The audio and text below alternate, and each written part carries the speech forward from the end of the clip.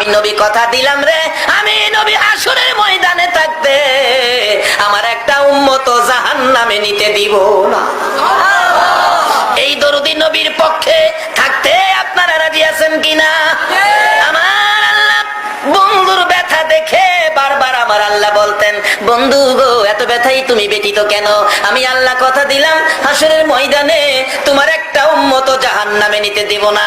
যতক্ষণ পর্যন্ত তুমি নবী খুশি না হইবা ততক্ষণ পর্যন্ত আমি আল্লাহ জান্নাতের দরজা বন্ধ করব না।